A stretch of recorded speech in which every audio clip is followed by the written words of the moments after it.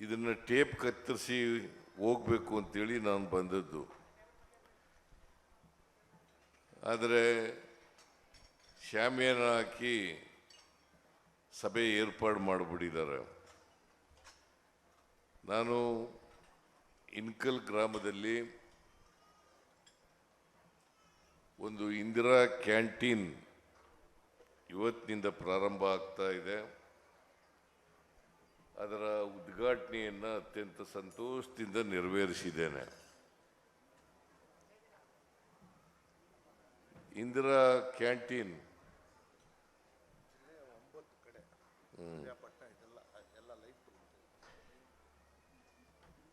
Indira canteen 2017ರಲ್ಲಿ ಪ್ರಾರಂಭ ಆಯಿತು. ಅವತ್ತು ಬೆಂಗಳೂರಿನಲ್ಲಿ ಮತ್ತು ಎಲ್ಲ ತಾಲೂಕು ಕೇಂದ್ರಗಳಲ್ಲಿ, ಜಿಲ್ಲಾ ಕೇಂದ್ರಗಳಲ್ಲಿ ಇಂದಿರಾ ಕ್ಯಾಂಟೀನನ್ನು ತೆರೀತಕ್ಕಂಥ ಪ್ರಯತ್ನವನ್ನು ಮಾಡಿದವು. ನಾನು 2018ರಲ್ಲಿ ಚುನಾವಣೆ ನಡೆದಾಗ ನಾವು ಸೋತು, ಮತ್ತೆ 2013ರಲ್ಲಿ ನಿಮ್ಮೆಲ್ಲರ ಆಶೀರ್ವಾದದಿಂದ ನಾನು ಮತ್ತೆ ಮುಖ್ಯಮಂತ್ರಿ ಆದಮೇಲೆ ಇಂದಿರಾ ಕ್ಯಾಂಟೀನ್ಗಳನ್ನು ಪ್ರಾರಂಭ ಮಾಡೋದಷ್ಟೇ ಅಲ್ಲ, ಹೊಸದಾಗಿ ಹೆಚ್ಚು ಇಂದಿರಾ ಕ್ಯಾಂಟೀನ್ಗಳನ್ನು ಕೂಡ ಕೊಟ್ಟಿದ್ದೀವಿ. ಹಾಗಾಗಿ ಇವತ್ತು ಮೈಸೂರು ಜಿಲ್ಲೆಯಲ್ಲಿ ಇನ್ಕಲ್ಲು ಸೇರಿ 9 ಭಾಗಗಳಲ್ಲಿ ಇಂದಿರಾ ಕ್ಯಾಂಟೀನನ್ನು ಪ್ರಾರಂಭ ಮಾಡ್ತಾ ಇದ್ದೇವೆ. ಆ 9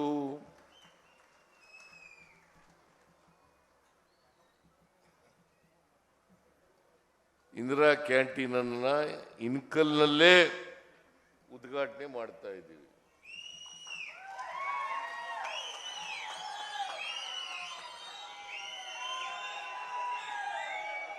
ನಾನು ಎಲ್ಲ ಕಡೆ ಹೋಗಕ್ಕಾಗದೇ ಇದ್ದರಿಂದ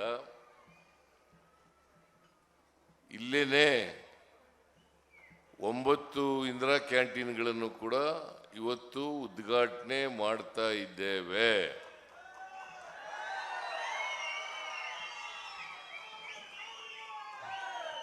ನಾನು ಇಂದಿರಾ ಕ್ಯಾಂಟೀನ್ಗಳನ್ನು ಮಾಡಿದಂಥ ಉದ್ದೇಶ, ಯಾರು ಬಡವರಿದ್ದಾರೆ, ಕೂಲಿ ಕಾರ್ಮಿಕರಿದ್ದಾರೆ, ಶಾಲಾ ಕಾಲೇಜುಗಳಲ್ಲಿ ಓದ್ತಕ್ಕಂಥ ವಿದ್ಯಾರ್ಥಿಗಳಿದ್ದಾರೆ, ಆಸ್ಪತ್ರೆಗಳಿಗೆ ಹೋಗ್ತಕ್ಕಂಥ ಜನ ಇದ್ದಾರೆ, ಮತ್ತು ಫ್ಲೋಟಿಂಗ್ ಪಾಪ್ಯುಲೇಷನ್ ಇದೆ. ಇವರೆಲ್ಲರಿಗೂ ಕೂಡ ಕಡಿಮೆ ದರದಲ್ಲಿ ಆಹಾರ ಪದಾರ್ಥವನ್ನು ಕೊಡಬೇಕು. ಯಾಕಂತಂದರೆ ಭಾಳ ಮುಖ್ಯ ಆಹಾರ. ಭಾಳ ಜನ ಹಸ್ಕೊಂಡು ಕೆಲಸ ಮಾಡ್ತಕ್ಕಂಥದ್ದು, ಹಸುವಿನಿಂದ ಕೆಲಸ ಮಾಡ್ತಕ್ಕಂಥದ್ದು, ಭಾಳ ಜನಗಳಿಗೆ ಹೋಟೆಲ್ಗಳಲ್ಲಿ ದುಬಾರಿ ವೆಚ್ಚ ಕೊಡಲಿಕ್ಕೆ ಕಷ್ಟ ಆಗ್ತಕ್ಕಂಥದ್ದು. ಇವನ್ನೆಲ್ಲ ಪರಿಗಣಿಸಿ ನಾನು ಬೆಂಗಳೂರಿನಲ್ಲಿ 2017ನೇ ಇಸ್ವಿನಲ್ಲಿ ರಾಹುಲ್ ಗಾಂಧಿಯವರನ್ನು ಕರೆದು ಇದನ್ನು ಉದ್ಘಾಟನೆ ಮಾಡಿಸಿದೆ.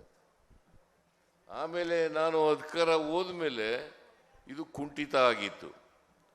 ಮತ್ತೆ ಇದಕ್ಕೆ ಜೀವ ಕೊಡ್ತಕ್ಕಂಥ ಕೆಲಸವನ್ನು ಮಾಡಿ ಈಗ ಹೊಸದಾಗಿ ರಹೀಮ್ ಎಷ್ಟು ಇದು ಹೊಸದಾಗಿ ಮಾಡ್ತಾ ಇರೋದು? 184 ಹೊಸ ಇಂದಿರಾ ಕ್ಯಾಂಟೀನ್ಗಳನ್ನು ಪ್ರಾರಂಭ ಮಾಡ್ತಾ ಇದ್ದೇವೆ. 5 ರೂಪಾಯಿಗೆ ಟಿಫಿನ್ 5 ರೂಪಾಯಿಗೆ, ಮಧ್ಯಾಹ್ನ ಊಟಕ್ಕೆ 10 ರೂಪಾಯಿ, ಲಂಚ್ಗೆ ಮಧ್ಯಾಹ್ನದ ಊಟ 10 ರೂಪಾಯಿ, ರಾತ್ರಿ ಊಟಕ್ಕೆ 10 ರೂಪಾಯಿ, 3 ಟೈಮು ಕೂಡ ಕೊಡ್ತೀವಿ.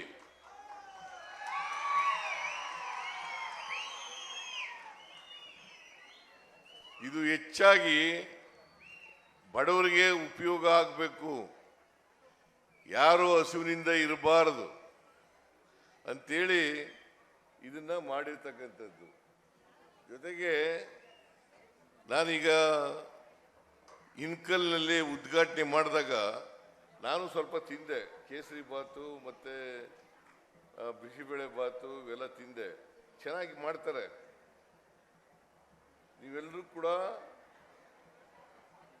ಯಾರು ಮನೆಯಲ್ಲಿ ತಿನ್ಲಿಕ್ಕೆ ಅವಕಾಶ ಇಲ್ಲ ಅವರೆಲ್ಲರೂ ಕೂಡ ಇದರ ಉಪಯೋಗವನ್ನು ಪಡ್ಕೊಳ್ಬೇಕು ಅಂತಕ್ಕಂಥ ಮಾತುಗಳನ್ನು ಹೇಳಲಿಕ್ಕೆ ಬಯಸ್ತಾ ಇದ್ದೇನೆ.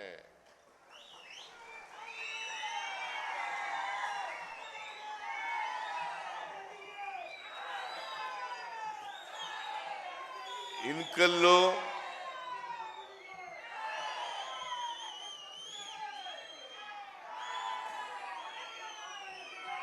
ನನಗೆ ರಾಜಕೀಯವಾಗಿ ಶಕ್ತಿ ತುಂಬಿರ್ತಕ್ಕಂಥ ಕ್ಷೇತ್ರ ಈ ಹಳ್ಳಿ, ರಾಜಕೀಯವಾಗಿ ಶಕ್ತಿ ತುಂಬಿರ್ತಕ್ಕಂಥ ಹಳ್ಳಿ. ಇಲ್ಲಿಗೆ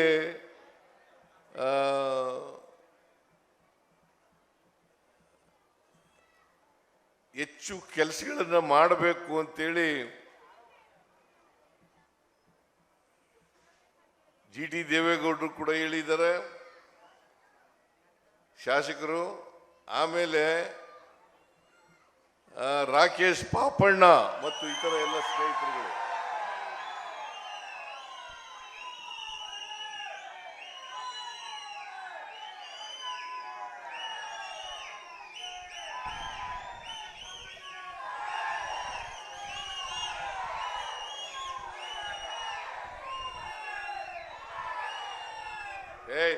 ಇದೇ ಸಾಕು, ನನಗೆ ಟೈಮ್ ಇಲ್ಲ, ಹೋಗ್ಬೇಕು ಬೆಂಗಳೂರಿಗೆ.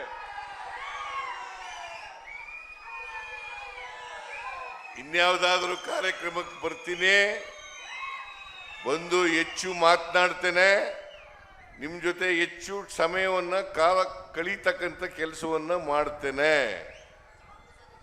ಆದ್ರಿಂದ ಈಗ ನೀವೇನು ನಿಮ್ಮ ಊರಿನ ಸಮಸ್ಯೆಗಳನ್ನು ಹೇಳಿದಿರಿ, ಪೂರ್ಣ ಗ್ರಾಮಕ್ಕೆ ಕುಡಿಯ ನೀರು, ಕಾವೇರಿ ನೀರು ಬೇಕು ಅಂತ ಹೇಳಿದಿರಿ. ಅಂತ್ಯೋಷ್ಟಿ ಅಂದರೆ ಶವ ಸಂಸ್ಕಾರಕ್ಕಾಗಿ ಅಭಿವೃದ್ಧಿಗೆ ದುಡ್ಡು ಕೊಡಬೇಕು ಅಂತ ಹೇಳಿದಿರಿ. ತುರ್ತು ಹಾಗೂ ಪ್ರಾಥಮಿಕ ಆರೋಗ್ಯ ಕೇಂದ್ರ ನಿರ್ಮಾಣಕ್ಕೆ ಅವಶ್ಯವಿರುವ ನಿವೇಶನ ಮಂಜೂರಾತಿ ಮಾಡಬೇಕು ಅಂತ ಹೇಳಿದಿರಿ. ಪಶು ಹಾಗೂ ಸಾಕು ಪ್ರಾಣಿಗಳ ಚಿಕಿತ್ಸಾಲಯಕ್ಕೆ ಅವಶ್ಯವಿರುವ ಹೆಚ್ಚುವರಿ ನಿವೇಶನ ಕೊಡಿಸಬೇಕು ಅಂತ ಹೇಳಿದಿರಿ. ಆಮೇಲೆ ನಮ್ಮ ಗ್ರಾಮ ದೇವತೆ ಮಾರಮ್ಮ ತಾಯಿ ಗುಡಿ ಮತ್ತು ಶನೇಶ್ವರ ದೇಗುಲದ ಅಭಿವೃದ್ಧಿಗೆ ತಲಾ 50 ಲಕ್ಷ ರೂಪಾಯಿಗಳನ್ನು ಕೊಡಬೇಕು ಅಂತ ಹೇಳಿದಿರಿ. ವಾಲ್ಮೀಕಿ ಸಮುದಾಯ ಭವನದ ಕಾಮಗಾರಿ ಪೂರ್ಣಗೊಳಿಸಲು 50 ಲಕ್ಷ ಕೊಡಬೇಕು ಅಂತ ಹೇಳಿದಿರಿ. ಸರ್ವೆ ನಂಬರ್ 48ರಲ್ಲಿ 2 ಎಕರೆ ಸರ್ಕಾರದ ಸ್ವತ್ತನ್ನು ಸಮುದಾಯ ಭವನ ಹಾಗೂ ಕುಲದೈವ ಆರಾಧನೆ ಹಬ್ಬಗಳ ಆಚರಣೆಗಾಗಿ ಮೀಸಲಿಡಬೇಕು ಅಂತ ಹೇಳಿದಿರಿ. ಪ್ರಸ್ತುತ ಇರುವ ಮೇಲ್ಸೇತುವೆ ಫ್ಲೈಓವರ್ ಕೆಳಭಾಗದಲ್ಲಿ ಅಥವಾ ಸೂಕ್ತವೆನಿಸಿದ ಇನ್ನಾವುದೇ ಸರ್ಕಾರದ ಸ್ವತ್ತಿನಲ್ಲಿ ಸಾರ್ವಜನಿಕ ಶೌಚಾಲಯ ನಿರ್ಮಾಣಕ್ಕೆ ಅವಶ್ಯ ಅನುಮತಿ ಮತ್ತು ನಿವೇಶನ ಇವೆಲ್ಲ ಯಾವ್ಯಾವುದು ಮಾಡಲಿಕ್ಕೆ ಸಾಧ್ಯ ಆಗ್ತದೆ. ಮತ್ತೆ ಜಿಟಿ ದೇವೇಗೌಡ ಇಂಜಿನಿಯರ್ಗಳು ಇಲ್ಲಿ ಜಿಟಿ ದೇವೇಗೌಡ ಒಂದು ಕಾಲೇಜ್ ಬೇಕು. ಏನು ಯೂನಿವರ್ಸಿಟಿ ಕಾಲೇಜಾ ಇಲ್ಲ ಯಾವ ಕಾಲೇಜು? ಯಾವ ಕಾಲೇಜು? PU ಕಾಲೇಜ್ ಬೇಕು ಅಂತ ಹೇಳಿದರೆ ಅದನ್ನ ಈ ವರ್ಷ ಮಾಡಿಕೊಡ್ಲಿಕ್ಕೆ ಸಾಧ್ಯ ಆದರೆ ಮಾಡ್ತೇನೆ, ಇಲ್ಲ ಮುಂದಿನ ವರ್ಷ ಮಾಡಿಕೊಡ್ತಕ್ಕಂಥ ಕೆಲಸ ಮಾಡ್ತೇನೆ. ಆಮೇಲೆ ಎಲ್ಲ ಪಟ್ಟಣ ಪಂಚಾಯಿತಿಗಳಲ್ಲಿ ಇಂಜಿನಿಯರ್ಗಳಿಲ್ಲ ಅಂತ ಹೇಳಿದ್ದಾರೆ, ಇಂಜಿನಿಯರ್ಗಳನ್ನು ನೇಮಕ ಮಾಡಿ ಅಪಾಯಿಂಟ್ ಮಾಡಿಕೊಡ್ತಕ್ಕಂಥ ಕೆಲಸವನ್ನು ಮಾಡ್ಕೊಳ್ಳೋಣ. ಆಮೇಲೆ ಕೈಗಾರಿಕಾ ಪ್ರಾಧಿಕಾರ ಮಾಡ್ಬಿಟ್ಟಿದ್ದೀರಿ ಈಗ. ಅದನ್ನ ಪರಿಶೀಲನೆ ಮಾಡ್ತಾ ಇದ್ದೀವಿ. ಹೌದೌದು ಅಲ್ಲ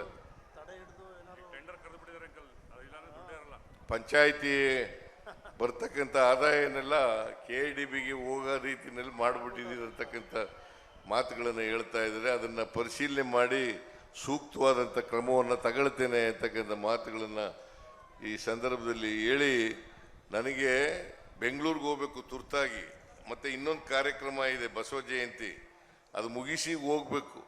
ಅದರಿಂದ ನಾನು ಹೆಚ್ಚು ಮಾತನಾಡೋಕ್ಕೆ ಹೋಗಲ್ಲ. ನೀವೆಲ್ಲರೂ ಕೂಡ ಯಾವಾಗಲೂ ನಾನು ಬಂದಾಗ ಇನ್ಕಲ್ ಗ್ರಾಮಕ್ಕೆ ಬಂದಾಗ ಭಾಳ ಪ್ರೀತಿ ಅಭಿಮಾನದಿಂದ ಗೌರವದಿಂದ ಕಂಡಿದ್ದೀರಿ. ನಿಮ್ಮ ಆಶೀರ್ವಾದ ಕಳೆದ ಚುನಾವಣೆಯಲ್ಲಿ ಮಾಡಿದ್ದೀರಿ. ಮುಂದೇನೂ ಕೂಡ ನಿಮ್ಮ ಆಶೀರ್ವಾದ ಇರಲಿ ಅಂತಕ್ಕಂಥ ಮಾತುಗಳನ್ನು ಹೇಳಿ, ಇಂದಿರಾ ಕ್ಯಾಂಟೀನನ್ನು ಈ ಇಂದಿರಾ ಕ್ಯಾಂಟೀನ್ಗಳನ್ನು ಅತ್ಯಂತ ಸಂತೋಷದಿಂದ ಇವತ್ತು ಉದ್ಘಾಟನೆ ಮಾಡಿದ್ದೇನೆ ಅಂತಕ್ಕಂಥ ಮಾತುಗಳನ್ನು ಹೇಳಿ ನಿಮಗೆಲ್ಲ ನಮಸ್ಕಾರ ಮಾಡಿ ನನ್ನ ಮಾತುಗಳನ್ನು ಮುಗಿಸ್ತೇನೆ.